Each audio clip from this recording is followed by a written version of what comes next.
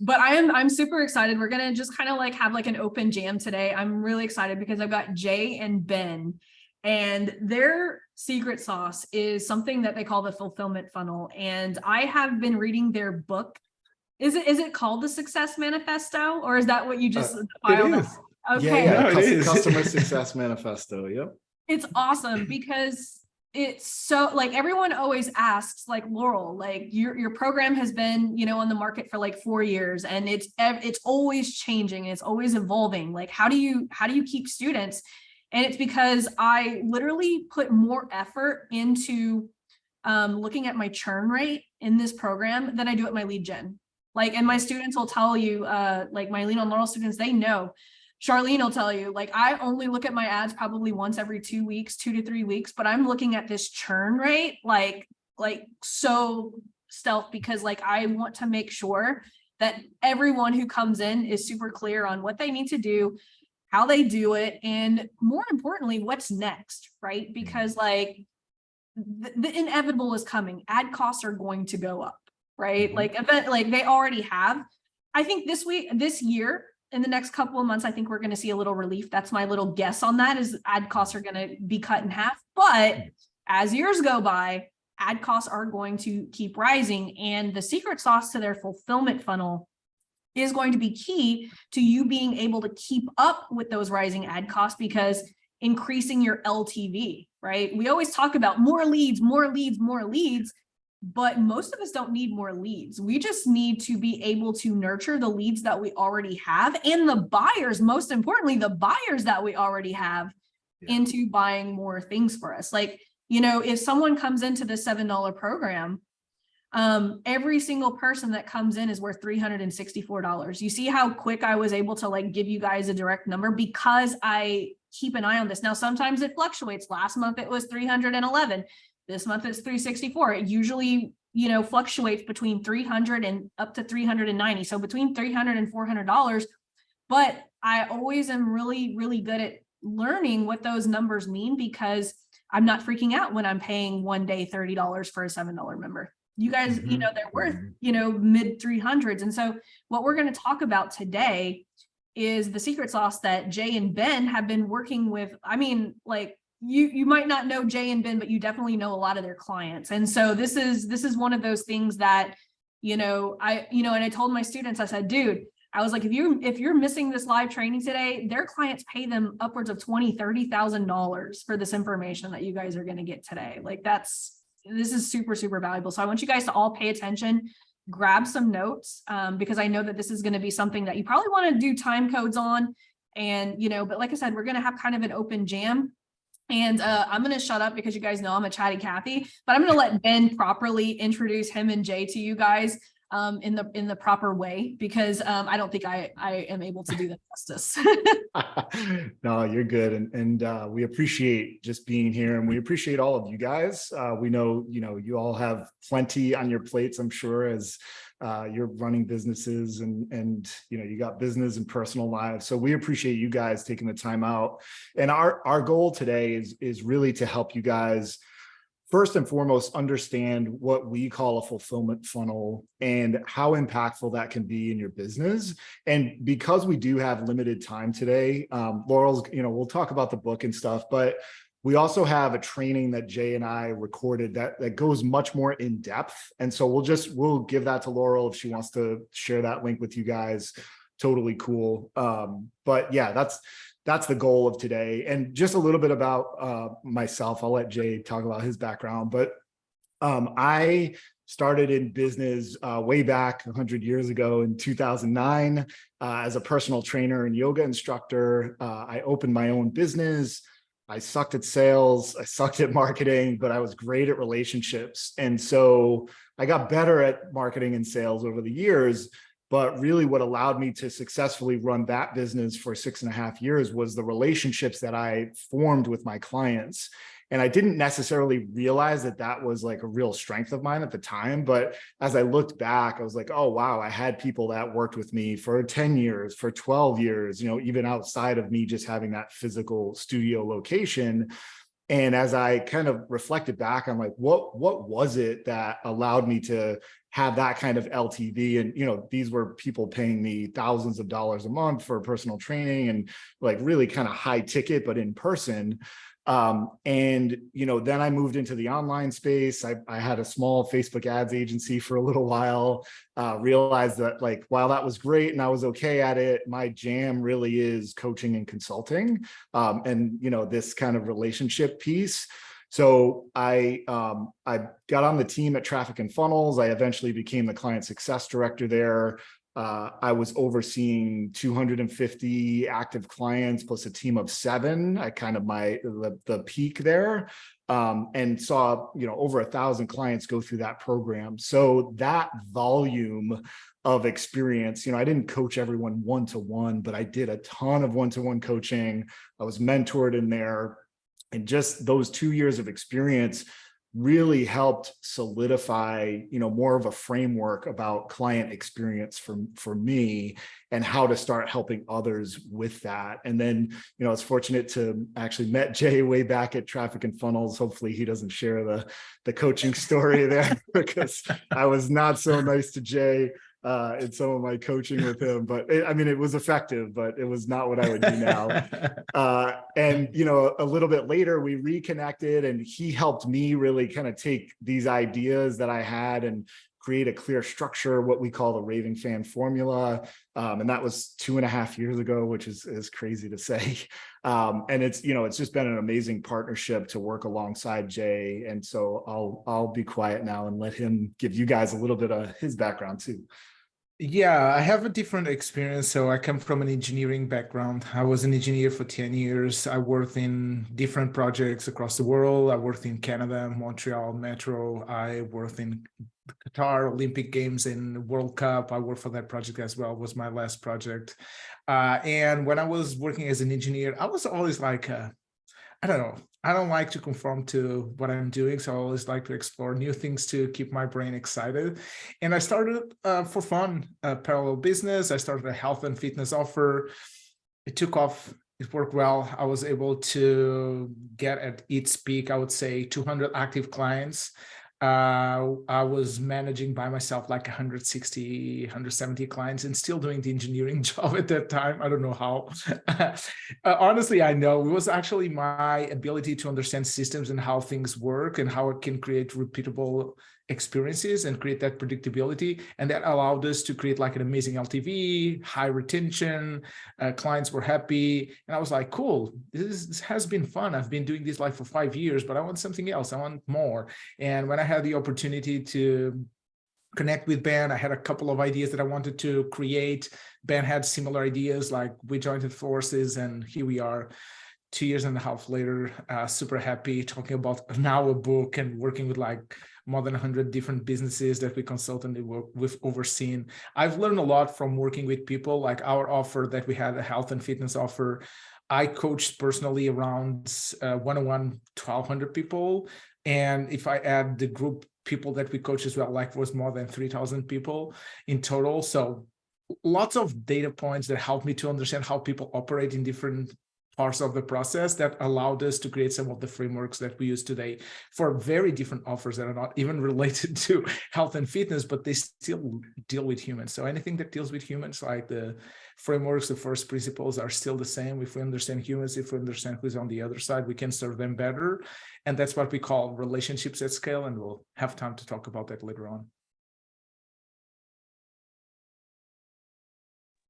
That's awesome. So thank you guys for sharing your background. It's as I was listening to the book, I was like, I didn't know that about Ben. I didn't know that about Jay. It was just like super just impressive. And I think, let's just go ahead and like dive right in. Like what is the fulfillment funnel and why is it so important? And why do you think so many businesses just don't have one? I actually, if you guys like, do you guys enjoy visuals? Because I prepare a couple of, it's not like 7 or 8 slides, just with some images that can help us go through some of these concepts. So I'll share them with you. Please. I do have permission. I do. Cool. So it's very, sorry, give me a sec. Okay. It's kind of very short. It's more just to go through some of the visuals that can help comprehend some of the ideas. So we talk about as basically the goal is to explain what's the fulfillment funnel and how can you install your fulfillment funnel. And I would say your question goes exactly with the first slide that I have created for today. It's like, why is everyone looking for acquisition funnels and not looking for fulfillment funnels? We need both, actually. But I think there is this kind of mindset and idea that everything should be measured, and everything that is measured is good. And I come from a science background. I was an engineer, so I love data. I love measuring stuff. And loyalty, which is one of the biggest benefits from having a fulfillment funnel, it's harder and takes longer to measure. So people don't spend as much time looking for a fulfillment funnel, because when you think about, like you said, I have my top of funnel. I get people to be interested in my stuff. I get them to buy a $7 book, and then I get them to upgrade. And on average, I make like $300. That's easy to measure. We're talking about conversions. We're talking about different steps of the acquisition funnel. The thing is, for the fulfillment funnel, of course, we do have metrics. When we work with someone, we make sure that we work on those metrics as well. But those metrics can take a little bit longer to be measured. Why? Because it takes time. Building loyalty, delivering clients a great experience, it takes time. So this is why when you think about the fulfillment funnel, like I would say most of you are familiar with acquisition funnel, which is like getting people to go from get to know you, being aware of a problem, being aware of a solution, and then we present them with a vehicle that helps them solve that problem. That's very simple. On the fulfillment funnel is the same. It's the continuation of their journey as a buyer. So, okay, we got the first purchase. What about now? They get the front-end journey. Could be a $7 book, could be the front-end first purchase. What else? They might have a subscription model, could be a continuation. What else? I have several upsells. We have people that are upsold into an inner circle, an ongoing like mastermind, something that is like another level. And for each level, we'll get less and less people converting. Like exactly the same thing as on the front end. I can get 1,000 leads and maybe 10 buyers. Same thing applies. I might get like 1,000 people buying a $7 book and only 10 of them buying the high ticket mastermind. That's totally fine. That's the same thing for the fulfillment funnel. But if we understand the connection between the two, I think that's when magic happens. It's what we call the bow tie funnel. The bow tie funnel is the connection between the acquisition funnel and the fulfillment funnel. And why we talk about the bow tie funnel, we don't want people to think like, oh, okay, they love the idea of fulfillment, so they're going to talk about the fulfillment funnel, acquisition doesn't matter. No, both matter. We need leads, we need first buyers in order for us to get someone to go through the fulfillment funnel. And basically, this will give us more opportunities to reach a broader market. Because yes, you can run ads, you can acquire clients, you can get them in, but those are like the 3, 4, 5% of people that are ready to buy. What about the other 97 or 95% that need to hear more about you, need to hear about all the raving fans you have in your business that are so happy from the work you've been doing together that they will do all the promotion for you. They will be the ones that are going to bring new clients, referrals, testimonials, and we'll look for today couple of things you guys can go through your own fulfillment funnel and look, how can I diagnose which are the things I should be looking for to make sure all the parts of my fulfillment funnel are working and are providing me with the things that I should have in place to have a scalable business. And I want to underline the word scalable business because scaling, it's a very interesting expression and word, and people tend to confuse growing with scaling. I just want to make a distinction here. So whenever you want to scale, you're talking about either keeping the same number of inputs to get more outputs, or even decreasing inputs to get the same outputs. Whenever you grow inputs to get more outputs, that's growing, which is part of the journey as a business owner as well. But when we want to scale, we want to make sure that we get everything to be leaner over time, simplify, streamline, and we get that when we go through the fulfillment funnel. And I will let Ben explain how we do what we call the raving fan formula, and then we'll connect the dots from the raving fan formula into a fulfillment funnel as the next step. Yeah. And, you know, if you guys have like specific questions as we're kind of talking through these few slides, feel free to drop them in the chat. Cause we also, you know, we want to make sure that you guys have some information, but also you have clarity coming off this. So you can actually, you know, do some implementation in your own fulfillment in your business. So we've broken, you know, this raving fan formula down into 3 big parts. So you'll see optimized journey there at the top of the triangle. we really look at this as the foundation of everything that we do, because, every client that comes to us is like, how do I increase my back end revenue? Like that's the sexy thing, right? It's like, we want more revenue in our business, not because we're greedy, but that it's an easy way to see growth in our business. It's to see that revenue growing. So we totally get that. And one of the things we do with our clients is like, all right, let's give them what they are asking for, but also what we know that they need in order to really get what they're asking for. So in order to get that back end revenue, which is the profit multiplier section, we've got to go through our client's journey from the welcoming and the onboarding, or even before that, like what's the handoff from sales to fulfillment. Doesn't mean you have to have a salesperson, but like what happens after your client makes that first purchase?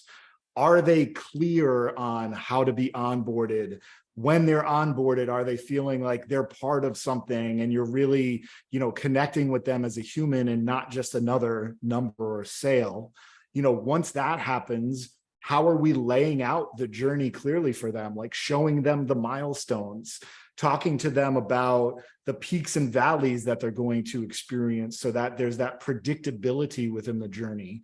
How are we internally tracking that journey so that we know whether the client's like hitting or moving toward their goals, or they're off track and maybe we need to step in and help this person before it becomes what we would call a red client, which is like someone who's kind of dropping off or asking for a refund or just disengaged. Okay. So the whole of the optimized journey, and we've got 7 specific parts, it really is about creating that smooth, cohesive experience where we can meet client expectations. So if you take one thing away from like what is an optimized journey, it's where you meet your client expectations. And notice I didn't say exceed client expectations, right? So many of us think like, oh, we have to over deliver, and and it's like, actually you don't. And we've looked at several different studies where it's like 99% of your clients just want their expectations met. And if you meet their expectations, they will stay with you and they'll talk about you. And many of them will become raving fans, as we like to see. So that's the journey. Then if we look at the profit multiplier, this is the part of the formula where we're looking at like, how do we create an offer suite for a business? Like, okay, let's say they come in and, it's a $7 a month membership like Laurel's got. It's like, okay, well, for a percentage of those people, they're going to do great with that, but they're going to want something else. Like might be more proximity to Laurel. It might be, more advanced strategies, whatever it is. How can we serve those people? And also, how can we deliver that in as simple a way as possible so that our delivery of our offers becomes what Jay calls deflationary? Okay, and Jay might talk a little bit more about that later. So our profit multiplier is the offer suite, like what comes next after that first purchase. Also, how are we internally marketing those offers to our clients? And, some of you might hear that internal marketing and go, well, man, I don't really want to be like smashing my clients in the face with offers all the time. It's not about that. We like to explain it as like martial arts. When you come in as a white belt, from day one, your instructors are showing you the path to black belt. That's what internal marketing is. It's just painting the picture. It's reminding, it's showing you, this is what it's like to be a black belt. This is why you might want to ascend to a black belt, so on and so forth. And then the last piece of the formula is the team optimizer. So we really see this as the glue of the whole thing. Jay has this great analogy of, the raving fan formula. It's like building a supercar for your business, right? But then the team optimizer is where we develop the driver to be able to handle and drive that supercar efficiently. Okay, so you could have the best fulfillment funnel in the world, but if you don't have team that can, or even yourself, that can create these great relationships with clients, understand the archetype of client that you're working with and how they need to be communicated with and interacted with, then it's not going to work as well as if you have those skills. So it is coaching, guiding, mentoring, no matter what your offer is. Like, you might not have a true coaching offer, but guess what? You're going to need some kind of coaching and guiding skills in order to have what's in the center, which we call relationships at scale. So you talked about like the optimized journey as being like the first thing. Like, where do you guys see, like, whenever you're taking a look at your clients, like, what is it like as soon as someone purchases, what is the most common mistake that you guys see in the first step to the buyer actually accessing the thing that they just paid for? Jay, what do you see? Oh, you might be muted, man. It depends if we're talking about the product or a service. If I think about a service, I think it's the lack of acknowledgement that someone just made a great decision. So the welcome process, just reminding someone ASAP when the buyer's remorse is the highest, which is after I just invested, I don't know, 500, 1,000, 10,000, 100,000, who knows, that I just made a great decision, reminding me of why I made that decision. Second, how can I bridge the gap between the sales process and the onboarding process? And again, onboarding process, I did say process because some people have the onboarding going through a welcome video, others have a group coaching call, others have a one-on-one. If we're talking like a very high-level consulting service, it should be a one-on-one kind of involvement. Cool. How can I get that call booked ASAP so that the client has the opportunity to understand the process? How can I explain how my process works? How can I start changing their behaviors to match the behaviors I want for clients that work with me, so that I can reward those behaviors, ingrain them as habits, and those habits will get them in the right trajectory to be the kind of person and client I want them to be, and they want it to be as well. So I would say welcome and onboarding, I like the two biggest things for services. For products, I would say it's the simplicity of getting access exactly to what you just purchased. So it's like a very simple welcome email, very clear directions, and having as little friction as we can, because the more friction we have between the purchase and getting the consumption of the product itself, the less perceived value we get from the product. So we can add a lot of bells and whistles, but if the friction is high, we're not even able to benefit from it. It's like scheduling to go to a restaurant, but then you need to wait like 3 hours in line to get in. The experience could be good, but it will actually decrease your perceived value if you don't like waiting in line. If you enjoy waiting in line, it's different. And basically, how can we build the certainty our clients want? The certainty that they will get closer to the expectation they got while going through your acquisition funnel, during your marketing process, during your sales process. We want them to get closer to where they want to be so that they feel certain about the process. Think about Uber. In the book, we talk about the example that Uber did, which is great. Like, what did they change for people? Certainty. I know where my driver is. I know what time the driver will arrive at my place. I know who is the driver. I know the rating for that driver. I know he will take me to where I want to be, and I know how long I will be in traffic. Before those kind of apps, it was hard. It was uncertain. I don't know if I'm going to find a taxi out there. I don't know if I'm going to find a cab driver. I don't know if I need to wait under like heavy rain for someone to pick me up. I don't know if they're going to, I don't know, walk around, try to extend the trip a little bit more so they can charge me more. All that uncertainty created like a really bad experience. And like sometimes it's just removing that friction and increasing the certainty for my clients is enough for us to increase the perceived value from the work we're doing together. In the book, again, we talk about there is only so much we can do to increase a product or service intrinsic value, but there is so much we can do on how to increase the context for my clients to benefit from the intrinsic value. That's the magic we can do through some psychological breakthroughs when your clients go through the fulfillment funnel. Thank you. That was really good. That was really good. Because I often have that issue too. I'm like, there's some kind of hole here, like we can't figure it out. And so it's such something that after hearing you say it, it's like, no, why wouldn't we do that? Right. But we don't think to do stuff like that. So we want to give you some easy, accessible and simple things you can go through to think about the three things we talked about, which is, remember Ben connected like the 3 steps of the formula to the fulfillment funnel. So we have optimized journey, profit multiplier, and then in parallel, we have the team optimizer. Is basically the glue that connects everything together and makes the client sticky over time.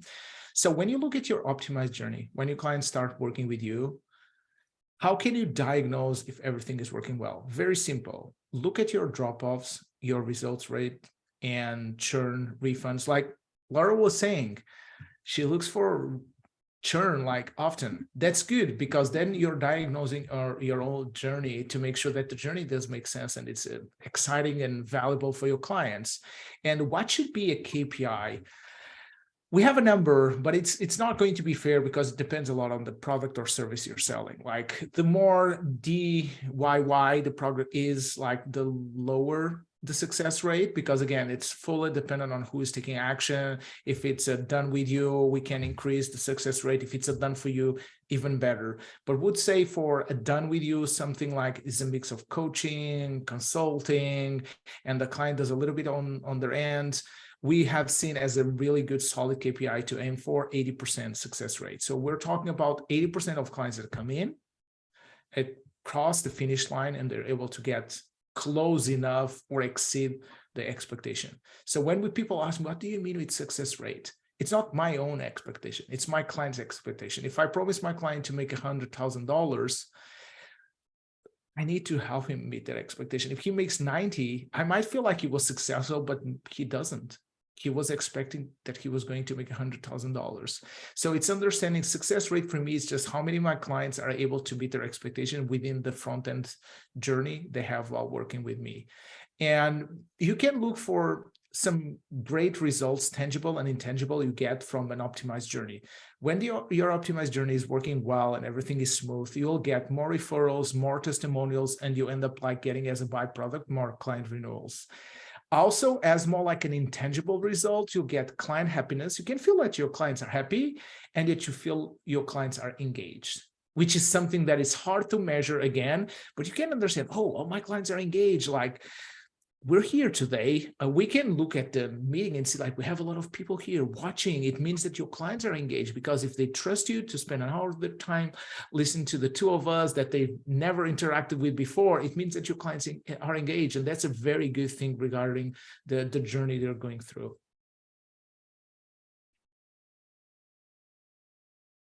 Any questions? Feel free to drop them before like we go and keep just dropping new ideas. Jay, you know, one thing that has been valuable, and this is something that Jay came up with for the book too, is, you know, I think we've all experienced a client not hitting their expectation in a program, whether it's ours or we've coached inside of a program or something like that. And so Jay came up with this this formula of effort times time equals expectation, or you could put outcome in there instead of expectation. And so for you guys, something tangible you can bring to a conversation with a client who's maybe disappointed or not on track to hit their outcome is like, look, it's really simple. You know, when you came into the program, we talked about you having 4 hours a week to implement. Like, that's the effort. And you're in week 8 of 12, right? Now, what you have been implementing, you know, that you shared was 2 hours a week, okay? So in order for you to get to the outcome in the next 4 weeks, it's likely that you would have to put in about 6 to 8 hours a week. Now, if you don't have that kind of bandwidth, that's okay. All we need to do is look at the time component and lengthen it. So it might be 16 weeks instead of 12 that it takes you to hit your outcome. Does that make sense? And in most situations, clients will go, oh man, that makes so much sense. You know, I was viewing this as a failure, but it's actually that my effort was too low. And so I just need more weeks to actually hit my target. You know, so I don't know if that's useful, but I've had that conversation with several people now, and they're using it in some of these like quote unquote escalated conversations or situations where clients might be a little bit disappointed or feeling like they're not going to hit the goal. And it just makes it more tangible and less of the emotion playing into it, because it's like very real. It's like, oh yeah, this has been my effort. My effort isn't where it needs to be. Okay, I don't need to feel guilt about that. That's just the reality. So I just need more time or weeks or months to actually hit the outcome. And we don't have to change the outcome, but we could. We could also decrease, or lessen the outcome, if you will, and we'll need less weeks to get to the new outcome. So that's another option that you have. Yeah, there's always like one or two people that'll come in to lean on Laurel, and they'll come in thinking, oh, this is the ad strategy that I want to, accomplish. And then once we start doing actually like offer work, they'll be like, well, I want to change it and do this. And, I always have to sit down and say, well, that's kind of like, okay, cool, the clock's going to restart. But just letting them know that, hey, if you want to change this, it's not going to be another 70 days. We have to start back. It's going to be another 90 days because we're going to have to go back. And I think just even having those checkpoints, like what Ben was saying, and just being open and honest with our clients and saying, look, if you want to do this, like, it's going to take an additional, X amount of time in order to fix things. Because I think people think just because someone joins their program and they say it's going to take 12 weeks, they try to cram all of the changes instead of just being upfront, like, look, if we're going to change this, we're going to have to like kind of reset where we were, and it's going to take, X amount of longer. We do have some really great questions. Sonia says, how do you measure success when you don't help people make money? So for instance, she's a divorce coach. So she helps women get over, the heartbreak of a divorce. And so how do you really, how can she create some successful milestones that will be able to let not only her know that her clients are on the right track, but that her clients know that they're on the right track as well? What is the most typical angle that gets them in? Or basically, how are you getting your clients to say yes to work with you? That's my biggest question. If Sonia, you can share that with us. I know that it can vary, like probably it does. I'm just trying to understand, what are they looking for? So basically, what's the pain and what's the solution? Because that's what we want to measure, and that's how we want to find our success rate. It's an interesting question, because some of the examples we use are ROI questions, and ROI questions are simple to address. It's like money or numbers or weight being lost or stuff like that. Those are easy to understand because it's a number, it's easy to convert. So mostly women who are in pain, they're struggling to cope emotionally. Funny thing though, one of our clients has a similar offer, but for men. It's very similar, and they're crushing it. So how they measure success, it's if someone goes through their process, are they able the first thing they'll look for, are they able to cross the finish line? So if the program is 90 days, are the clients engaged from day 0 to day 90? So basically they have a touch point at the end. That's one of the parts of the success rate. People are able to cross the finish line, because if they have done something while working with us, they will cross the finish line. So that's one part of success. Secondly, even if we cannot measure as a number, do we have any kind of intangible information that show us, or any feedback coming from client that show us that they're doing better now than what they were in the past? So basically, if I look at my client trajectory, if I zoom out, are they going on an upwards trajectory? Are they stable? Or are they going downwards? Because again, some of the times it's not our fault that they're going downwards, but can I understand, if I zoom out where my clients are in their own journey, can I help them zoom out and they see that now they're making some kind of progress? Some people, they do make progress, but if we don't help them zoom out and see that they're making progress, they always feel like they're stuck. And it will depend a lot on the client archetype, like we call them. Different archetypes, different kind of clients will observe progress or the lack thereof differently, depending on how they're wired. One more thing on that for Sonia. It could be something super simple, like, oh man, every day I wake up crying. And then after 4 weeks of working with you, oh, you know what? That only happened 4 times this week. So something that on the emotional level that they can point to see, oh, wow, there is actually improvement because I've been doing the work and this is how that's showing up in my day-to-day experience. So I imagine at this point, if you've worked with a good number of women, there are probably certain things that you look back on and you go, oh yeah, that could actually be a measurable thing. And it will vary a little bit client to client, but there's probably not 100 different scenarios, if that makes sense. Okay, good. That's really good. Yeah. So I'm gonna hit you guys with a second one. This Victor had a really good one too. He said he's curious about the celebration and community. Also, what do you mean by tracking? Just the success rate?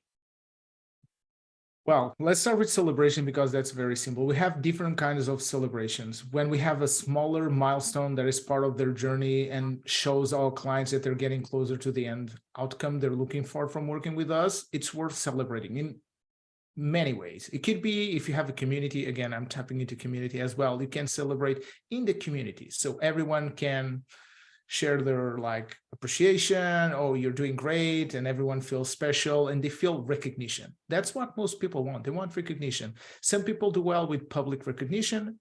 Others are more introverts, so they just want to get your recognition as their mentor. They just want a message coming from you saying, hey, Jay, you're doing great. I'm super excited to see you winning. Cool, that's enough for some people. So just making sure we have those celebration moments every time a client is at the peak. Basically, they have smaller peaks, then smaller valleys, and then they will have like a big peak when we meet the expectation. And that's a different kind of celebration. That's more like a transition moment. And that connects with the profit multiplier we're talking about. Whenever you find that transition moment, it's a different kind of celebration. And that celebration, normally it's the trigger for my client has hit their expectation. Now it's the time to talk about the next step. What's coming next? What do I have to offer? Do I want to keep serving this client? Does the client still want to work with me? This is how it looks like. It does make sense. It does. Cool. Let's keep working together. Should feel like very natural. It's like a coaching call. It's like a conversation. It's like another interaction we have with a client. And then apart from the celebration community, it's a very interesting topic because some programs can benefit from community. If it's a done with you, it's a DIY, it's very useful to create a community, but making sure that the community stacks value. So it should be frictionless, should be very intuitive for clients to use community. And it needs some kind of moderation on our end. So we need to make sure that the vibe that the community creates is more like winning, support, no judgment, just making sure that it's very aligned with the company's values so that everyone wins from being in the community. Whenever we allow people to start whining or complaining or not having ownership on what they're doing, basically, it will detract the value that we can get from a community. For us, as an example, as we do mostly consulting, it doesn't make sense to have like a community to manage because it doesn't connect as much with our kind of client. They're busy, they're growing, they're scaling, so they don't have time to engage in a community. That's totally fine. For some people, it does. Responding to the tracking question. Well, tracking can be a whole hour by itself, but I'm as an engineering background, I love to look at tracking as something that gives me enough information, first holistically from my fulfillment department to know that we're doing great. From the relationship part, are we building great relationships with our clients? From the results part, are my clients making progress within the timeline we have agreed on? And then third, what's my success rate? What's my lifetime value in weeks? What's my lifetime value in dollars? What are my client typical archetypes? How many people am I serving in different archetypes? And those are like the biggest ones. And that's relevant. Like the more you grow your company, the more relevant it gets. Why? Because you might want to start delegating some of those tasks to a client success director, a head of fulfillment, a client success manager, a coach, an account manager. So we need to have something that tracks our client progress and that can give the business owner some peace of mind that things are getting taken care of, basically.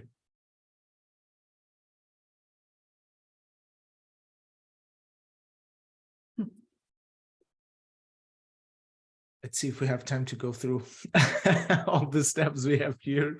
Ben, I will let you go with the profit multiplier.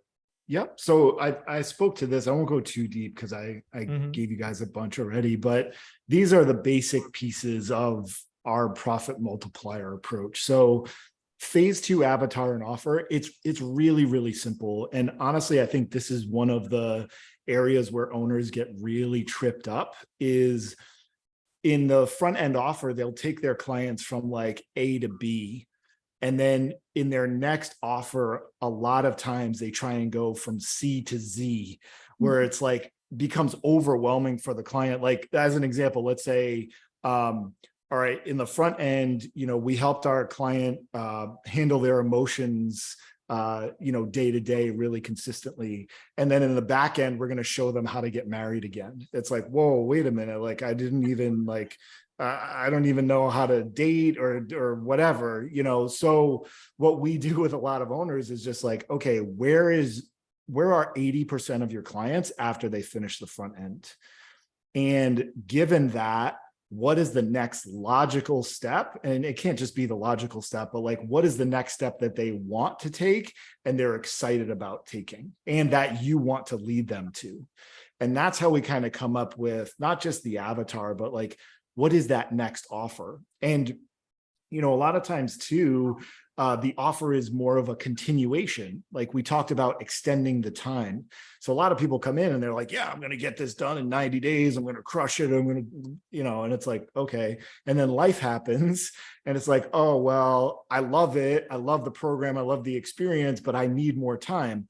That's a perfect opportunity for us to do some kind of continuation offer where we extend the support and they invest in that. And it's just maybe working towards the same goal, honestly. So that kind of offer is something we usually do first with businesses because there's going to be a larger segment of clients that actually need and will benefit from that. And then in certain instances, we'll also create what we call an ascension offer. So it's someone, that's for someone who's really like hit their goals in that first program or experience, and they're ready for some kind of next level things. Like maybe they're now going to build a team or whatever it is. That's like more of an ascension offer. So we have that. The simple upgrade convos, again, if we're planting seeds with our internal marketing along that front end journey, if we're kind of pointing to what's next, just naturally in our conversations, then when we get towards the end of that first engagement, we call it a strategic review. And this is a conversation where we talk about the client's wins, what were their challenges, what were their lessons learned, where do they want to go next, and do they want our help getting to that next place? And it's really that simple. And this does not need to be, a sales team handling these combos. In fact, most times we prefer to have the actual fulfillment team having these conversations because it's just a continuation of the relationship. And it, for the client, in most cases, it's going to feel better than if you're like, oh, well, now you have to go back to the sales team and talk to that. It can feel kind of weird if we do it that way. And then the client psychology piece, again, it's with clients and in these strategic review conversations, we're not trying to like overcome objections and do all of that, but we want to be aware of like, does this person want to move more towards pleasure or are they moving away from pain? And so if we can understand those two aspects for each individual, then this conversation can include that to sometimes remind the client of like, hey, remember how, you wanted to move away from being the only one doing fulfillment in your business? Oh yeah, you know what? That's still really kind of heavy on my mind. Okay, cool. Well, now that you've got your journey in place and it's really smooth, would you like to work together to actually help you back out of fulfillment now? Oh yeah, you know what? I that still is really important to me, And so again, I'm not trying to manipulate them or any of that. It's just bringing back what's most important to this person and reminding them and letting them make the decision of, yeah, you know what? I actually do need more help and that's okay. Mm-hmm. I like that a lot. And so like, as we're going through this, my question, because I'm pretty sure it's some people will probably have the same question in their mind, is what is the difference? Because a lot of coaches out there are like, value ladder. Like, what is the difference between what you guys are building here and, and the traditional value ladder that a lot of people are pushing people to do?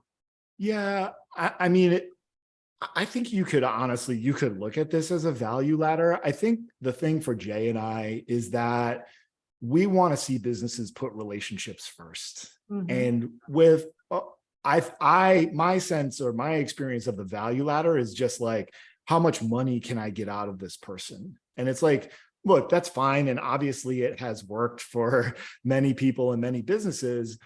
But I think we're going into a time where this relational piece of business is going to be more important and more important for sustainability of the business, right? Because like, you think about it, I don't know about you guys, but even for me, like I'm starting to get tired of poor client experiences or poor customer experiences. And it's making me go like, you know what? I'm actually not going to go to that place because it kind of sucked last time. And I'm just going to find somewhere else that actually cares about my business, So I don't know if that's, everyone or maybe it's just me, but my sense is that on the whole, we're getting back to at least a big segment of certain markets are getting back to that place of like, I actually want to feel taken care of. I don't want to just feel like, people are entitled to me buying their product or coming back to their restaurant or whatever that thing is, if that makes sense. 100%. Like I am like that too, especially like as I've like started going through, like this process of like building out like the relationship elements. Like it even bothers me sometimes to go to local businesses now because I'm constantly judging them on the level of customer service. And like, I'm like, so many businesses would still be in business if they just worked on what you're teaching us today. Like seriously, like so many businesses are going to be put out just because they don't concentrate on this part. 100%. It's not about the leads or anything like that. It's this right here. Yeah. And just real quick to answer Victor's question, he said, I've seen the profit multiplier used with live events. Have you seen it used that way? Yeah, I mean, you can use this. The medium doesn't matter, honestly. It can be used anywhere. So yeah, I've certainly seen that where someone comes to a live event and then they're offered, some kind of mastermind or ascension offer within that live event. And it can work really well. Typically Jay, it does. Yeah. Go ahead. Typically it does well because again, we talked about celebrations and we want to highlight that emotional moment they're going through. That's what happens in a live event. You create such an experience, such an emotional and psychological breakthrough that if it comes from a place of service and you're offering them something that is in sequence with what they're doing now, it's an easy yes. Because again, they like you, they trust you, it does make sense. I understand what I am. I understand where I'm going. So I think that's the way to go. And then third, it's the team optimizer here.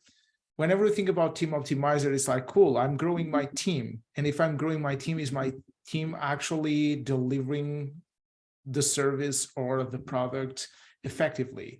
How many escalation calls does the owner get involved in? Basically, is the owner getting involved in escalation? Is the owner still doing a lot of fulfillment work? Can the service run without the owner? Those are some important questions. So is the team being able to perform everything they need to perform without relying on the owner? Are they autonomous? And basically, is my team able to feel confident and drive product innovation? Because product innovation will come from the interactions with clients. They're the ones that know, or at least can give us feedback. They know it's not necessarily true. Every now and then people don't know what they want. But at least they can give us feedback on what they feel like it's worth it and what's working and what's useful and what's not useful. And if the team collects that information, they will have the ingredients to make the recipe better over time. And that's what we want from the team optimizer, basically. And can we go back? Can we go back to that one slide? Because I think this slide is something that a lot of people are going to miss here. And I'll put this in perspective for my students because I think this is going to add a lot of value. A lot of people ask me, Laurel, whenever you started the $7 program, why didn't you immediately run ads and start filling it up? And a lot of people still ask me that same thing because I have a pipeline on this program. It's because of this right here. I understand this really, really well. You guys see where it says the chasm and you see where it says early adopters and early majority. A lot of the people, and I'm seeing a lot of people who bought this program the very first day that I released it 4 years ago, you guys were my early adopters. You guys were okay with all of the messed up videos, the imperfections, because you wanted to be a part of this beta group that I had first started, right? And so people were like, people are buying it. Why aren't you turning on the pipeline? I wanted to see how well my early adopters were going to receive this information, because if my early adopters don't receive this information, there's no way a cold audience is going to. And so I really wanted to really pause right here, because this thing right here is something that everyone needs to understand, because a lot of people design a program and they keep it the same way just because their warm audience loved it, right?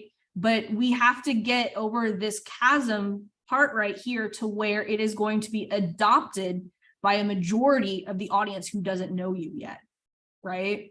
And so I just kind of wanted to, sorry for interrupting your training, but I really felt like this picture is so important to so many people here, and I don't think that anyone understood what it actually was demonstrating here.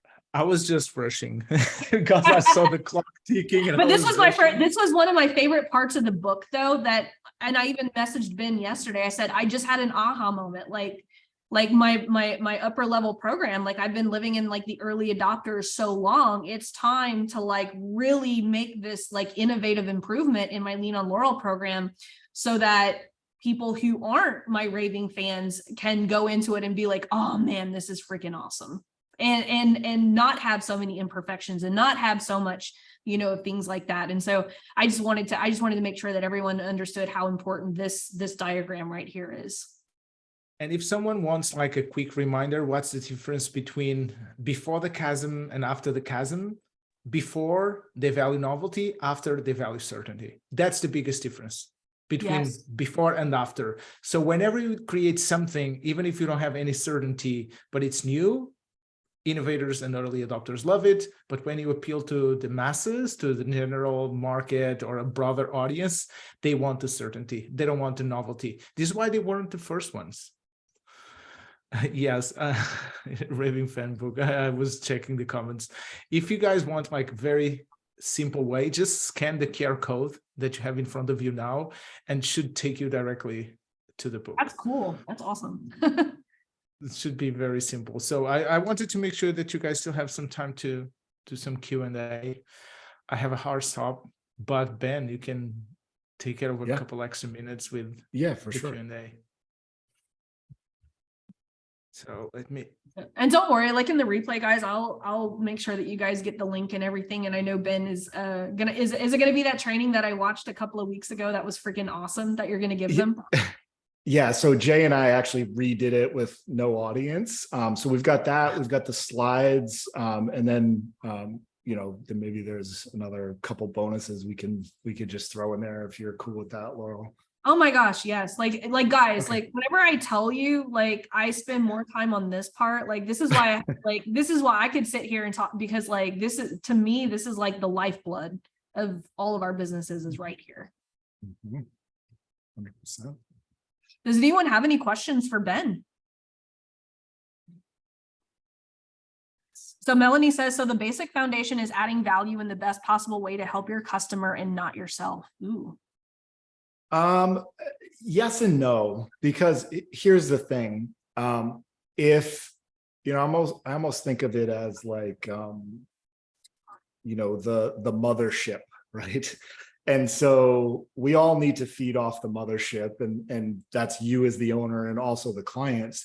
And so if we're not taking good care and being really mindful of our resources as a business, trying to like serve the client at the highest level, that can actually do damage.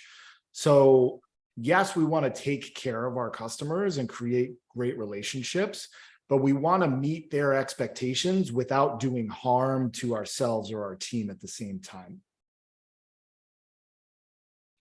100%. Like, think about this, guys. Like, a lot of people will come into this program and they're like, they bitch about like the military style, like onboarding and rules and all of that stuff.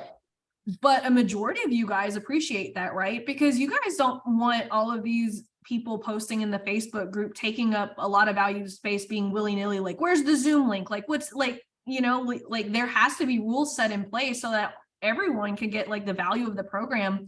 And yeah, it's going to turn off some people by like, you know, having certain rules put in place. But at the end of the day, we have to protect ourselves. We have to create boundaries, but we also have to create create an amazing space for people to want to keep coming back. Because you guys wouldn't want to keep coming back if like all of these posts in the Facebook group that did not add value to the group were there. Right. Yeah. I think the other thing, you know, I'll challenge you guys. You know, one of the things that I've put into practice over the last few years that's been insanely valuable, especially with my time, is constraints.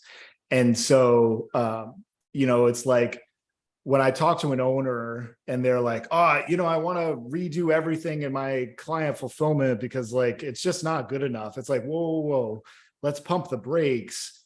What can you do to identify the 20% that if you change it would actually enhance your client's experience? And so, you know, I'm giving you guys that constraint. So it's like, if you start thinking about all 7 areas of the optimized journey, it's going to be too much. It's going to be overwhelming. But let's say, you know, that there's some hitches in your onboarding, right? It's like, look at that first. Because I can tell you, like, even for Jay and I, we've had 2 clients refund in the last 2.5 years. And that's like almost 100 businesses that we've served. We're proud of that, right? And it's not an accident, but I can tell you it happened in the onboarding process. And so it's one of, if not the most vital part of your client journey, is like that first touch or the first couple touches. And we talk about this in the book. There's a continuum of buy-in or buyer's remorse. And we want to, as much as we can, keep the clients on the side of buy-in, and just know they're going to move over towards buyer's remorse at some part in the journey. That's okay. If you have your thumb on the pulse, you can see it coming. But at the beginning of the journey, we want to solidify that buy-in, like Jay was talking about. That's a peak moment. How can we make it even more of a peak and then keep them on that buy-in side? So, you know, again, just a little bit of a challenge for you guys. Victor asked a question, so I want to make sure we get that. On team optimization. So at this point, it's about our back-end processes and really giving team members the freedom to take ownership of those processes. Perhaps. So you know, and I don't see inside of your business, Victor, but one of the things, especially in agencies that we work with, is oftentimes like the account manager or whoever is interfacing with the client might not have the kind of soft skills that are needed to really facilitate great relationships. So what I would say is like, be looking at how are these guys communicating with the clients. If you see things that are like, I probably would have communicated differently, how can I help this team member kind of grow in how they're talking and interacting with the client, so that the client can go, wow, you know what? I met with Victor today. He took great care of me. And not only that, it's almost like he knows what I'm going to be looking for before I even ask, right? And how do we do that as account managers? Well, we're observing our clients as we're serving them. Like, what kinds of questions is Victor asking? And if I can kind of take note of that, then I can preemptively almost answer your questions, because I kind of get to know who you are and how your mind operates. So more on quality control on team members and client interaction. Yeah, I mean, honestly, I believe that there should be someone auditing anyone who's interacting with clients. It doesn't need to be constant, but it's like, hey, let me listen to one call a month from each of the account managers.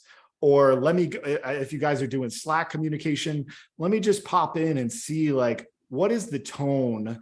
Are they over explaining in Slack, which I'm a big fan of, because while it can take a little bit more bandwidth, sometimes the tone in text just isn't received properly. And so it's like, some team members could be really good at that, and other team members might be lacking, and it might feel a little cold to clients. So those are the kinds of like small hinges that can actually swing really big doors, especially in an agency type of setup.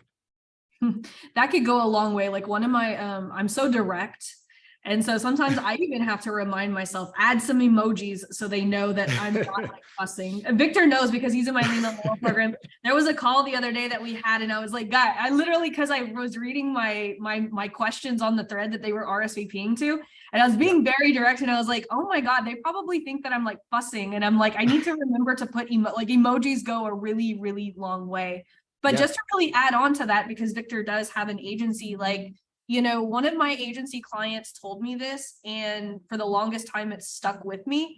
A lot of people don't leave an agency because they're not getting results. A lot of people leave an agency because they don't feel supported and taken care of. Like I'm always like super honest with my private clients. Like, hey, like these KPIs are unrealistic, and like they appreciate like the whole honesty. Like we don't hit our goals all the time, but as long as they feel supported, and you know, like that goes a long way in this entire process, what we were talking about today. Yeah, 100%.